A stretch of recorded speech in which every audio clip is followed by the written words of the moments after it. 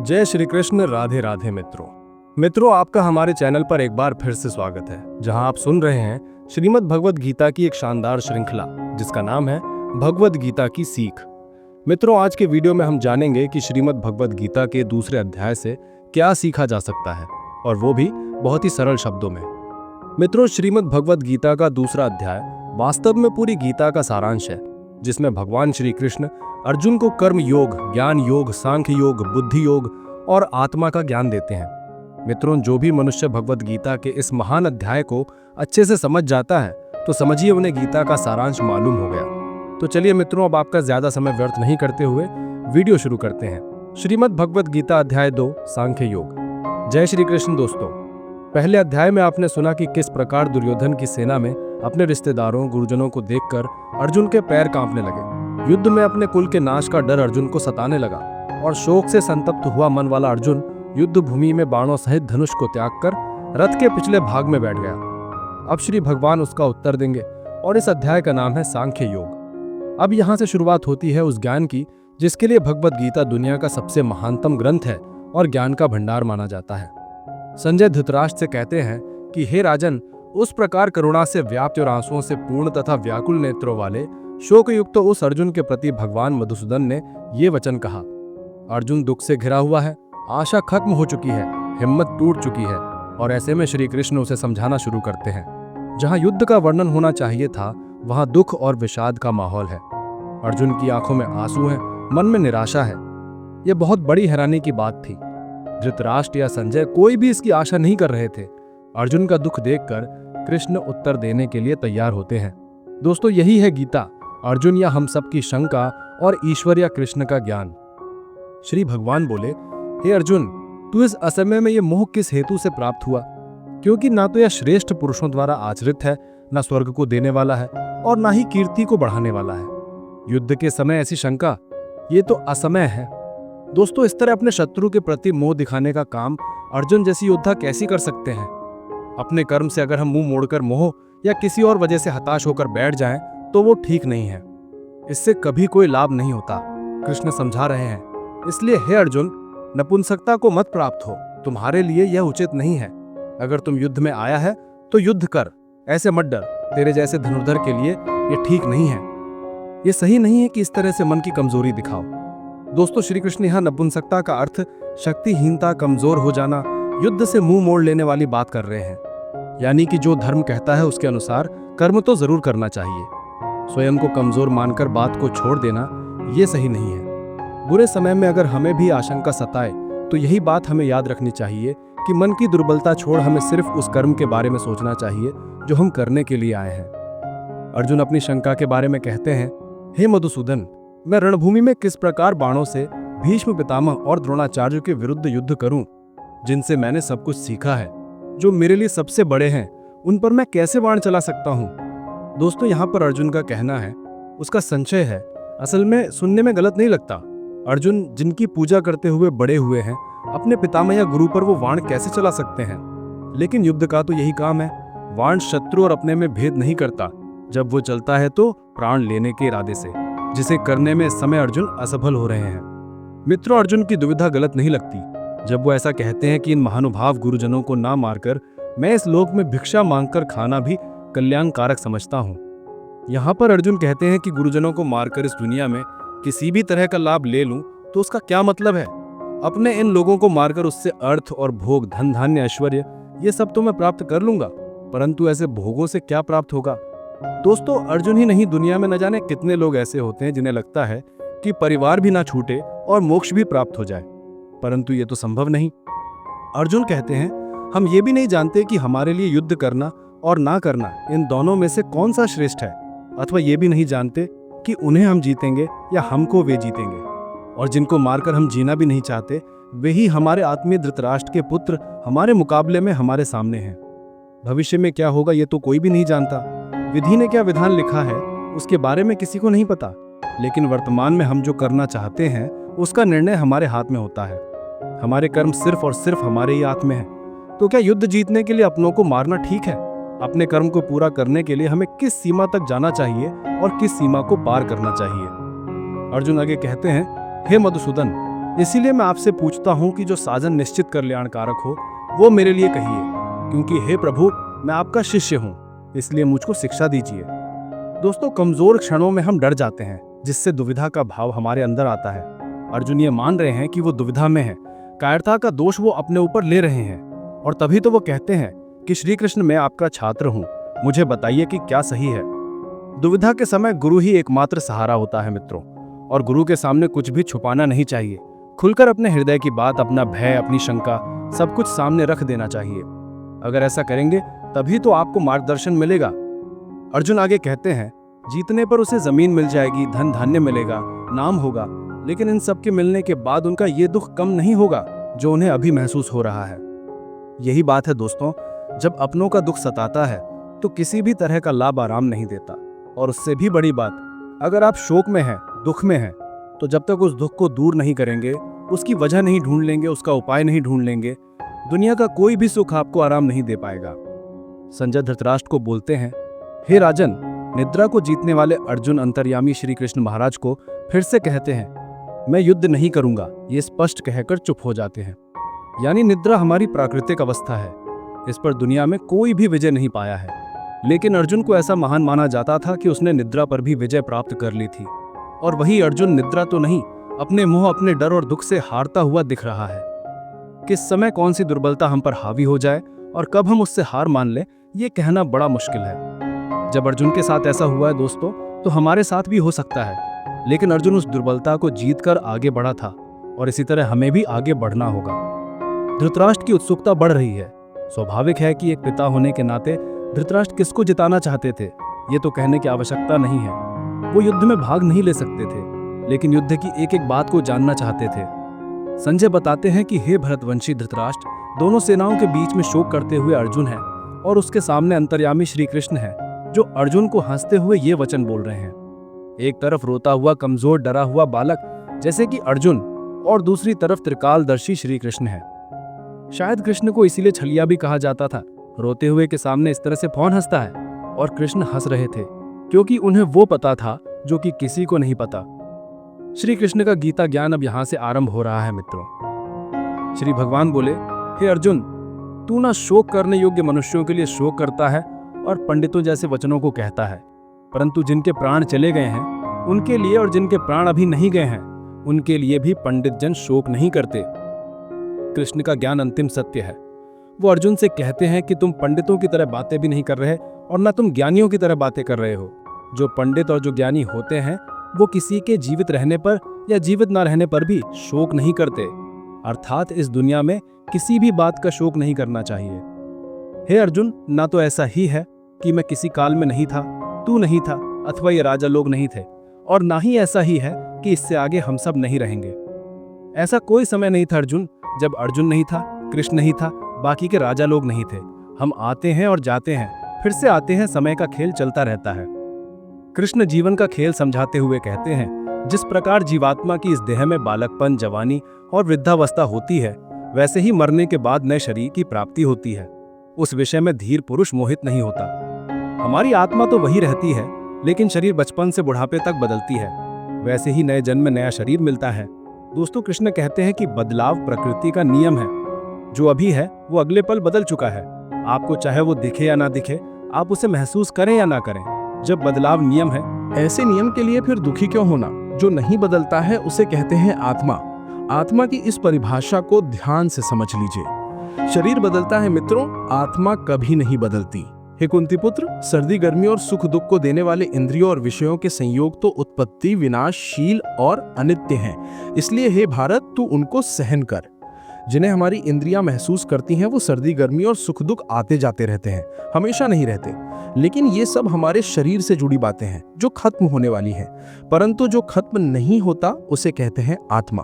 क्योंकि हे पुरुष श्रेष्ठ, दुख सुख को समान समझने वाले जिस धीर पुरुष को ये इंद्रिय और विषयों के संयोग व्याकुल नहीं करते, वो मोक्ष के योग्य होता है।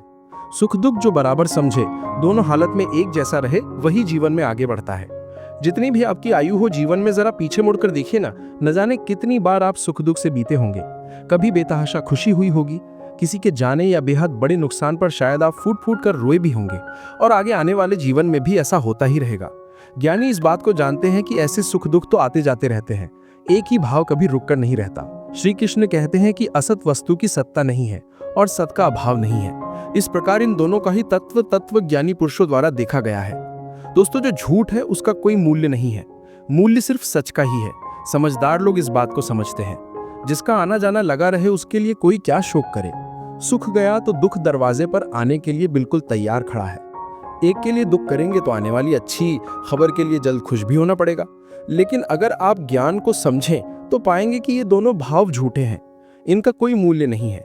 मूल्य है तो सिर्फ आत्मा का, जो निरंतर है, और सिर्फ वही सच है। नाश रहित तो तू उसको जान जिससे ये संपूर्ण जगत दृश्य वर्ग व्याप्त है। इस अविनाशी का विनाश करने में कोई भी समर्थ नहीं है। मतलब स्थायी सिर्फ वही है जिसमें ये पूरा जगत, पूरी दुनिया समाई हुई है, जो सबसे बड़ा सच है। बाकी सब कुछ आता जाता रहता है सिर्फ ये सच्चाई ही हमेशा के लिए है। इस बात को समझने में कठिनाई आ सकती है, ऐसा भी लग सकता है कि समझ नहीं आए, लेकिन इसको समझे बिना कोई हल भी तो नहीं है। हमारी आत्मा ही दुनिया की सबसे बड़ी सच्चाई है।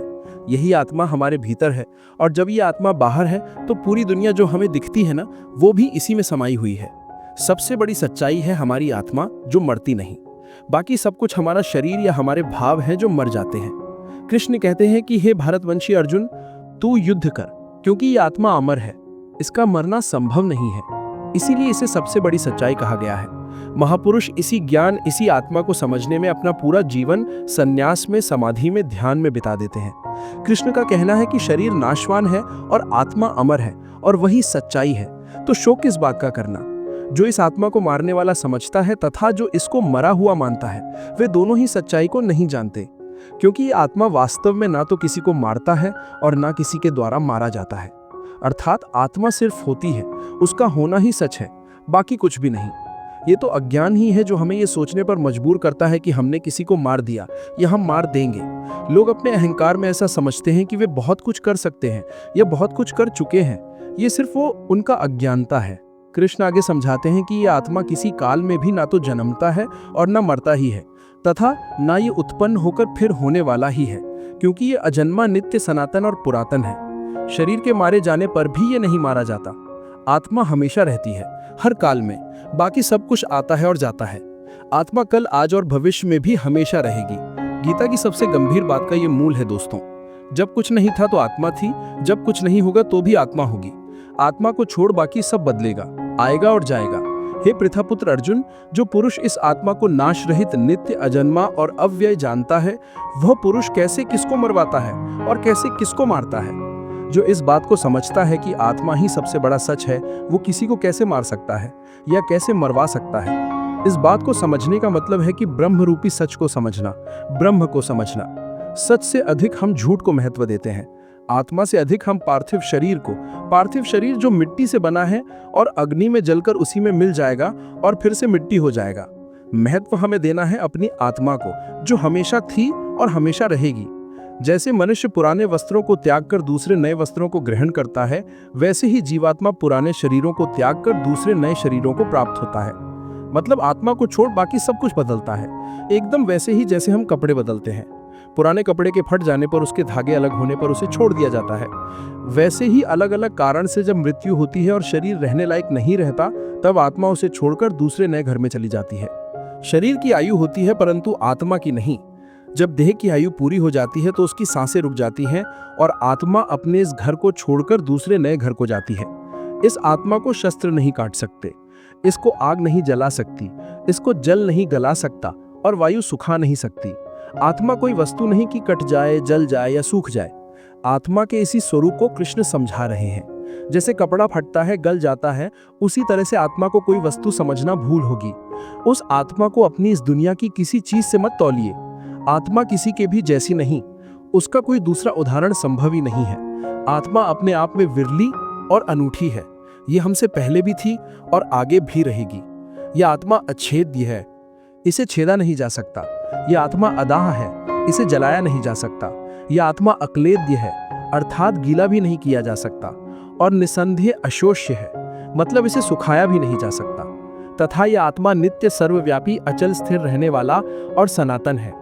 सनातन का अर्थ होता है मित्रों, जो हमेशा से है और हमेशा रहेगा, वही आत्मा भी है। श्री कृष्ण ये बताना चाहते हैं कि हम जो नाशवान हैं, मतलब हमारा जो ये शरीर है, इस पर ज्यादा ध्यान नहीं दें। हम समझे आत्मा को जिसका नाश नहीं हो सकता, तभी हमें मुक्ति मिलनी संभव हो सकती है। वरना मोह और दुविधा में हम हमेशा फंसे रह जाएंगे, जैसे कि अभी अर्जुन फंसा हुआ है और अपना कर्म करने को तैयार ही नहीं। आत्मा का स्वरूप अव्यक्त है, मतलब इसे व्यक्त नहीं कर सकते, समझा नहीं सकते। यह आत्मा अचिंत्य है, इसको आप सोच भी नहीं सकते। यह आत्मा विकार रहित कहा जाता है, मतलब इसमें कोई कमी भी नहीं है। कृष्ण आगे कहते हैं कि हे अर्जुन, इस आत्मा को उपर्युक्त प्रकार से जानकर तू शोक करने योग्य नहीं है, अर्थात तुझे शोक नहीं करना चाहिए। आत्मा अव्यक्त इसलिए है क्योंकि इस आत्मा को हम इंद्रियों से नहीं समझ सकते। इंद्रियां इस दुनिया के लिए हैं और इन इंद्रियों से हम सुख दुख, सर्दी गर्मी, खाना जैसी भौतिक क्रियाएं करते हैं। आत्मा इन सबसे परे है। आत्मा का ये ज्ञान कृष्ण अर्जुन को इसलिए दे रहे हैं कि वो जिनके लिए शोक कर रहा है वो व्यर्थ है। कृष्ण समझाते हैं कि हे अर्जुन, यदि तू इस आत्मा को सदा जन्म लेने वाला तथा सदा मरने वाला मानता है, तो भी हे महाबाहो, तू इस प्रकार शोक करने के योग्य नहीं है। दोस्तों, अगर अर्जुन आत्मा को जन्म लेने वाला और मरने वाला समझता है, तो भी शोक करने का कोई अर्थ नहीं है। अगर अर्जुन आत्मा को शरीर की ही तरह जन्म लेने वाला और मरने वाला समझता है, तो भी युद्ध में मरने वालों के लिए शोक करने का कोई मतलब नहीं। कृष्ण कहते हैं कि हे अर्जुन, अगर तुम ये मानते हो कि जन्मे हुए की मृत्यु निश्चित है और मरे का जन्म निश्चित है, तो इससे भी इस बिना उपाय वाले विषय में तू शोक करने के योग्य नहीं है। जन्म और मृत्यु तो जुड़े हैं, एक के बाद दूसरे का होने से, तो फिर शोक क्यों करना? जिसका जन्म हुआ उसका अंत निश्चित है, और अगर आत्मा ने जन्म लिया है तो उसका मरना भी निश्चित है। कृष्ण यहाँ कह रहे हैं कि न जाने कितनी बार हम उन बातों के लिए शोक करते हैं जिसका होना तय है। ये समझदारी नहीं है। जो तय है वो होगा ही, और जो होगा ही, तो उसके लिए शोक करके अपने आप को कमजोर और दुर्बल बनाने की क्या जरूरत है? हे अर्जुन, संपूर्ण प्राणी जन्म से पहले अप्रकट थे और मरने के बाद भी अप्रकट हो जाने वाले हैं, केवल बीच में ही प्रकट हैं। फिर ऐसी स्थिति में क्या शोक करना? हमारा होना, किसी का भी होना, उनके जन्म और मृत्यु के बीच में होता है, तो फिर शोक किसके लिए करना? जीवन के सच को हमें मानना पड़ेगा। कोई एक महापुरुष ही इस आत्मा को आश्चर्य की भांति देखता है, और वैसा ही दूसरा कोई महापुरुष ही इसके तत्व का आश्चर्य की भांति वर्णन करता है, तथा दूसरा कोई अधिकारी पुरुष ही इसे आश्चर्य की भांति सुनता है, और कोई कोई तो सुनकर भी इसको नहीं जानता। यानी कि आत्मा को समझना बेहद मुश्किल है। कुछ आत्मा के बारे में सुनकर हैरान होंगे कि ऐसा कैसे हो सकता है। कोई हैरान होकर आत्मा का वर्णन करेगा, और हम में से कोई ऐसे होंगे जो सुनकर इस बात को समझ ही नहीं पाएंगे। हे अर्जुन, ये आत्मा सबके शरीरों में सदा ही अवध्य है। इस कारण संपूर्ण प्राणियों के लिए तू शोक करने के योग्य नहीं है। अवध्य यानी आत्मा का वध करना संभव नहीं है। जब आत्मा को कोई मार ही नहीं सकता और आत्मा ही एक सच है, तो तू शोक किसके लिए कर रहा है? दोस्तों, सबसे बड़ी बात जो सामने आती है वो ये कि इस आत्मा को समझे कैसे। इसको समझना ही मोक्ष की प्राप्ति है। कृष्ण अर्जुन को याद दिलाते हैं कि अपने धर्म को देखकर भी तू भय करने योग्य नहीं है, अर्थात तुझे भय नहीं करना चाहिए, क्योंकि एक क्षत्रिय के लिए धर्मयुक्त युद्ध से बढ़कर दूसरा कोई कल्याणकारी कर्तव्य नहीं। दोस्तों, कृष्ण कहते हैं कि अगर हमने किसी काम को करने का निर्णय ले लिया है, तो फिर उससे डरना नहीं चाहिए। पूरे तन मन से उस काम को, बस उस युद्ध को करने में लग जाना चाहिए। ज्ञान ये है कि निर्णय के बाद डरने का कोई मतलब नहीं, सिर्फ करने का मतलब है, कर्म करने का। हे पार्थ, अपने आप प्राप्त हुए और खुले हुए स्वर्ग के द्वार रूपी इस प्रकार की युद्ध को भाग्यवान क्षत्रिय लोग ही पाते हैं। कृष्ण युद्ध को स्वर्ग का खुला हुआ द्वार बता रहे हैं। हमारे लिए भी ये बात इस तरह से सही है कि हमको भी अपने जीवन में अगर कोई चुनौती मिलती है, तो उसे मोक्ष मानकर उस कार्य को पूरा कर जाने में लग जाना चाहिए। क्षत्रिय वो है जो युद्ध में अपना धर्म निभाए। अगर आपकी कामना, आपका प्रयास आपके लिए युद्ध है, तो एक क्षत्रिय की तरह आपको भी अपने धर्म को पूरा करना चाहिए। किंतु यदि तू इस धर्मयुक्त युद्ध को नहीं करेगा, तो स्वधर्म और कीर्ति को खोकर पाप को प्राप्त करेगा। कृष्ण चेतावनी देते हैं कि अगर तुमने इस युद्ध को स्वीकार नहीं किया, तो उसके बदले में सिर्फ पाप मिलेगा। कृष्ण कहते हैं, हे अर्जुन, सब लोग तेरी बहुत काल तक रहने वाली अपकीर्ति का भी वर्णन करेंगे, और सम्मानित मनुष्य के लिए अपकीर्ति मृत्यु से भी बढ़कर है। मतलब युद्ध करने से यदि मना कर दिया, तो उससे बड़ा अपमान, उससे बड़ी बेइज्जती कुछ भी नहीं हो सकती। जिन जिन योद्धाओं की दृष्टि में तू पहले सम्मानित हुआ है, वे मराठी लोग तुझे डर के कारण युद्ध भूमि से हटा हुआ समझकर तुच्छ मानेंगे। दोस्तों, अर्जुन को सब महान योद्धा समझते थे। अगर अर्जुन युद्ध से हट जाता तो वो उसे कायर मानते। चाहे अर्जुन हो या हम, युद्ध ना करने में बहुत अपमान होता है। अच्छा या बुरा, छोटा या महान, सब तुलना का खेल है। मित्रों, इस खेल में हार जीत तो होती ही है, इसके अलावा युद्ध में कौशल दिखाना भी एक बहुत बड़ी बात होती है। और अगर कोई युद्ध से ही मुंह फेर ले तो समाज में उसे कहीं जगह नहीं मिलती है। आपके बैरी, आपके शत्रु तो इसी ताक में रहते हैं कि कब आपकी निंदा कर सकें। युद्ध से भाग के उन्हें ऐसा मौका क्यों देना? हे अर्जुन, तेरे बैरी लोग तेरे सामर्थ्य की निंदा करते हुए तुझे बहुत से कटु वचन भी कहेंगे। तेरे लिए इससे अधिक दुखदाई और क्या हो सकता है? अपने चारों तरफ देखिए दोस्तों, ऐसे लोगों की कमी नहीं होगी जो इस मौके की तलाश में हैं कि कैसे आपको नीचा दिखाया जाए। अगर ये मौका आप खुद ही उन्हें परोस कर दे देंगे तो सोचिए उन्हें कितनी खुशी होगी। फिर हमें उन्हें ये मौका देने की क्या आवश्यकता है? हे कुंती पुत्र, या तो तू युद्ध में मारा जाएगा और स्वर्ग को प्राप्त करेगा, अथवा संग्राम में जीतकर पृथ्वी का साम्राज्य भोगेगा। इस कारण हे अर्जुन, तू युद्ध के लिए निश्चय करके खड़ा हो जा। आज की दुनिया में इसी बात को सोचकर देखिए दोस्तों, पूरे जी जान से खेलने पर आप हार जीत की चिंता नहीं करते, क्योंकि आप अपना सब कुछ झोंक चुके होते हैं। जीतने पर नाम होता है और हारने पर भी आप अपने और दूसरों के मन में सम्मान पाते हैं, क्योंकि आपने धर्म के अनुसार युद्ध किया। इसीलिए अपनी चुनौतियों से कभी भी मुंह नहीं मोड़ना चाहिए। जय पराजय, लाभ हानि और सुख दुख को समान समझकर युद्ध के लिए तैयार हो जा। इस प्रकार युद्ध करने से हे अर्जुन, तू पाप को नहीं प्राप्त होगा और यही तुम्हारा सबसे बड़ा धर्म और कर्म है। दोस्तों, अपनी चुनौती में अगर आप अपना सर्वस्व लगा देते हैं तो जीतने पर तो सब कुछ मिलेगा ही, लेकिन अगर हार भी जाते हैं तो अफसोस नहीं होगा, निराशा नहीं होगी, क्योंकि आपके पास जो भी था वो आपने युद्ध में अपनी चुनौती में लगा दिया। अब इस स्थिति को बड़े ध्यान से देखिए।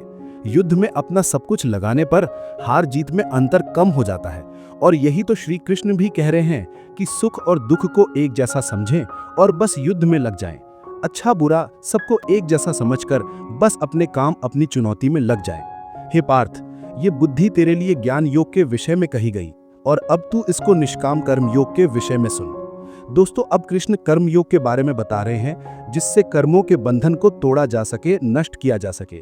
ज्ञान सोचने और समझने की बात है, और कर्म व्यवहारिक यानी सच्चाई। दोनों तरीके हैं अपने गंतव्य या मंजिल तक पहुंचने के। इस कर्म योग में आरंभ का अर्थात बीज का नाश नहीं होता, और उल्टा फल रूपी दोष भी नहीं है, बल्कि इस कर्म योग रूपी धर्म का थोड़ा सा भी साधन जन्म मृत्यु रूपी महान भय से रक्षा करवा देता है। सबके लिए ज्ञान का, साधना का, साधुओं का मार्ग संभव नहीं है। हमारे जैसे अधिकतर लोगों को कर्म योग अपनाना चाहिए। अगर कर्म योग को समझकर उस पर हम लोग चल सकें तो कभी निराशा नहीं होगी।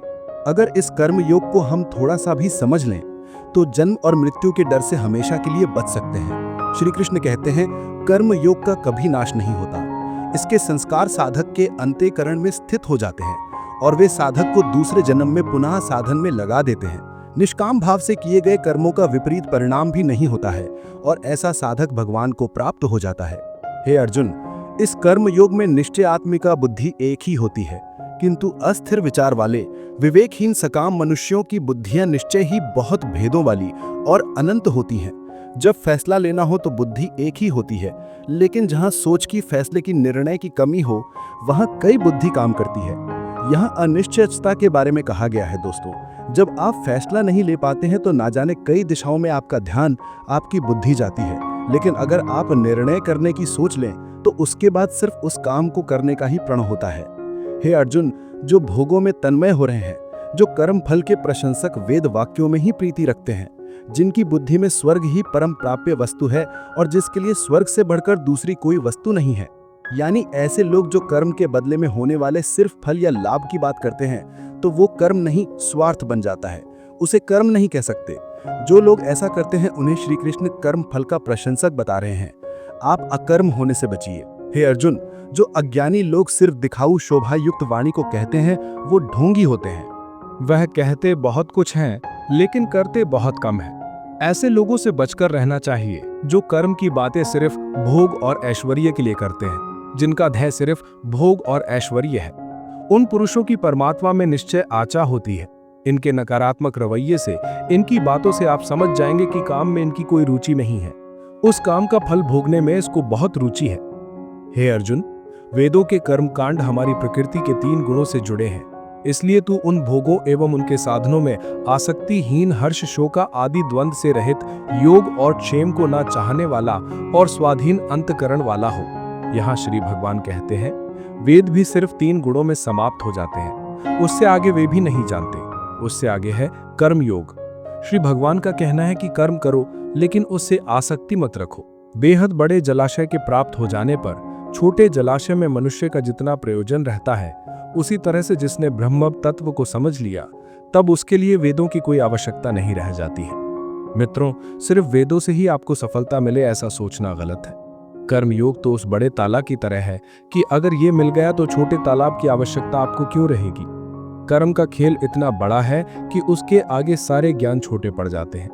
लेकिन कर्म को समझना पड़ेगा कि आखिर ये होता क्या है। तेरा कर्म करने में ही अधिकार है, उसके फलों में कभी नहीं।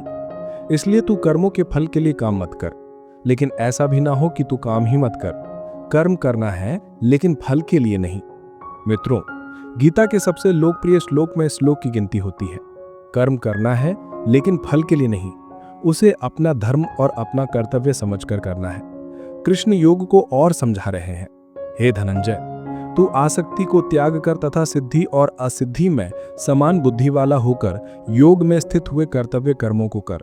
फल की इच्छा के लिए कर्म मत कर। तुमको कर्म योगी बनने के लिए समभाव में स्थित होकर कर्म करना चाहिए। कर्म के बाद क्या फल मिलेगा उसकी परवाह किए बिना बस पूरी लगन से अपने धर्म और कर्तव्य को पूरा कर। कर्म के फल की इच्छा को छोड़ के जो निष्काम कर्म योगी होता है वह पाप पुण्य से दूर हो जाता है, और जो फल के लिए काम करते हैं उन्हें हमेशा असफल होने का डर रहता है और इसीलिए कभी भी वो कर्म को अच्छे से नहीं कर पाते, और फिर अगर उनको फल मिल भी जाता है तो इसी फल में उलझ जाते हैं। इसीलिए निष्काम कर्मों को बुद्धि योग की अपेक्षा अत्यंत नीचा बतलाकर भगवान ने भाव दिखलाया है कि निष्काम कर्मों का फल नाशवान क्षणिक सुख की प्राप्ति है और कर्म योग का फल परमात्मा की प्राप्ति है। इसलिए दोनों में दिन और रात की भांति महान अंतर है। आम इंसान कर्म करके उसके फल को प्राप्त होकर खुश होता है और उसके बाद दूसरे फल के लालच में फिर से नए कर्म में लग जाता है। इसमें फल के बारे में सोचना ही प्रधान है और यही गलत बात है। अगर आप अपनी सारी शक्ति, क्षमता और इच्छा सिर्फ कर्म में लगाएं और फल को भूल जाएं, तो आपका ध्यान हमेशा कर्म में रहेगा। आप उस कर्म में बेहतर होंगे, आपकी तरक्की होगी। और रही बात फल की, तो सोच के देखिए, अगर आपने कर्म किया है तो आखिर फल जाएगा कहाँ। इसीलिए श्री कृष्ण सकाम कर्म को बुद्धि योग से अत्यंत ही नीचा बताते हैं। श्री कृष्ण कहते हैं, हे अर्जुन, तू बुद्धि योग का ही आश्रय ग्रहण कर। समबुद्धि युक्त पुरुष पुण्य और पाप दोनों को इसी लोक में त्याग देता है, अर्थात उनसे मुक्त हो जाता है। इसलिए हे अर्जुन, तू समत्व रूप योग में लग जा। ये समत्व रूप योग ही कर्मों में कुशलता है, अर्थात कर्म बंधन से छूटने का उपाय है। क्योंकि समबुद्धि से युक्त ज्ञानी जन कर्मों से उत्पन्न होने वाले फल को त्याग कर जन्म रूप बंधन से मुक्त होकर निर्विकार परमपद को प्राप्त हो जाते हैं। हे अर्जुन, जिस काल में तेरी बुद्धि मोह रूप दलदल को भली भांति पार कर जाएगी, उस समय तू सुने हुए और सुनने में आने वाले इस लोक और परलोक संबंधी सभी भोगों से वैराग्य को प्राप्त हो जाएगा। भांति भांति के वचनों को सुनने से विचलित हुई तेरी बुद्धि जब परमात्मा में अचल और स्थिर ठहर जाएगी, तब तू योग को प्राप्त हो जाएगा, अर्थात तेरा परमात्मा से नित्य संयोग हो जाएगा। अर्जुन बोले, हे केशव, समाधि में स्थित परमात्मा को प्राप्त हुए स्थिर बुद्धि पुरुष का क्या लक्षण है? वह स्थिर बुद्धि पुरुष कैसे बोलता है, कैसे बैठता है और कैसे चलता है? श्री भगवान बोले, हे अर्जुन, जिस काल में ये पुरुष मन में स्थित संपूर्ण कामनाओं को भली भांति त्याग देता है और आत्मा से आत्मा में ही संतुष्ट रहता है, उस काल में वह स्थित प्रज्ञा कहा जाता है। दुखों की प्राप्ति होने पर जिसके मन में उद्वेग नहीं होता, सुखों की प्राप्ति में जो सर्वथा स्पेह रहित है तथा जिसके राग, भय और क्रोध नष्ट हो गए हैं, ऐसा मुनि स्थिर बुद्धि कहा जाता है। जो पुरुष सर्वत्र स्नेह रहित होकर शुभ या अशुभ वस्तु को प्राप्त होकर न प्रसन्न होता है और न द्वेष करता है, उसकी बुद्धि स्थिर है। कछुआ सब ओर से अपने अंगों को जैसे समेट लेता है, वैसे ही जब यह पुरुष इंद्रियों के विषयों से इंद्रियों को सब प्रकार से हटा लेता है, तब उसकी बुद्धि स्थिर है, ऐसा समझना चाहिए। इसलिए साधक को चाहिए कि वह उन संपूर्ण इंद्रियों को वश में करके समाहित चित्त होकर मेरा ध्यान करे, क्योंकि जिस पुरुष की इंद्रियां वश में होती हैं, उसी की बुद्धि स्थिर हो जाती है। विषयों का चिंतन करने वाले पुरुष की उन विषयों में आसक्ति हो जाती है। आसक्ति से उन विषयों की कामना उत्पन्न होती है और कामना में विघ्न उत्पन्न होने से क्रोध उत्पन्न होता है। क्रोध से भ्रम पैदा होता है। स्मृति में भ्रम हो जाने से बुद्धि का नाश हो जाता है और बुद्धि का नाश हो जाने से उस पुरुष का पतन हो जाता है। जिस प्रकार हवा की झोंके नाव को भटका देती है, ठीक उसी प्रकार मनुष्य की इंद्रियां उसकी बुद्धि को भटका देती हैं। इसलिए हे महाबाहो, जिस पुरुष की इंद्रियां उसके वश में होती हैं उसी की बुद्धि स्थिर है। भगवान श्री कृष्ण कहते हैं, जिस प्रकार समुद्र की स्थिति अचल है, भारी से भारी आंधी तूफान आने पर या अनेक नदियों के जल प्रवाह उसमें प्रविष्ट होने पर भी वह अपनी स्थिति से विचलित नहीं होता, मर्यादा का त्याग नहीं करता, उसी प्रकार परमात्मा के स्वरूप में स्थित योगी की स्थिति भी सर्वथा अचल होती है। बड़े से बड़े सांसारिक सुख दुखों का संयोग वियोग होने पर भी उसकी स्थिति में जरा भी अंतर नहीं पड़ता। वह योगी परमात्मा में नित्य निरंतर अटल और एक रस स्थित रहता है। जो मनुष्य संपूर्ण कामनाओं को त्याग कर ममता रहित, अहंकार रहित और स्पह रहित होकर विचरण करता है, वही मनुष्य शांति को प्राप्त कर पाता है। हे पार्थ, यह आध्यात्मिक जीवन का पथ है, अर्थात ब्रह्म की प्राप्ति का पथ है, जिसे प्राप्त करके मनुष्य कभी मोहित नहीं होता है। यदि कोई जीवन के अंतिम समय में भी इस पथ पर स्थित हो जाता है, तब भी वह मेरे परम धाम को प्राप्त होता है। इस प्रकार उपनिषद, ब्रह्म विद्या तथा योग शास्त्र रूप श्रीमद् भगवद गीता के श्री कृष्ण अर्जुन संवाद में सांख्य योग नामक दूसरा अध्याय संपूर्ण हुआ। दोस्तों, अगर आपको हमारा ये वीडियो पसंद आया तो कमेंट में जय श्री राधे कृष्ण लिखें और ऐसे ही प्रेरणादायक वीडियो देखने के लिए हमारे चैनल को सब्सक्राइब कर लें। जय श्री राधे कृष्ण।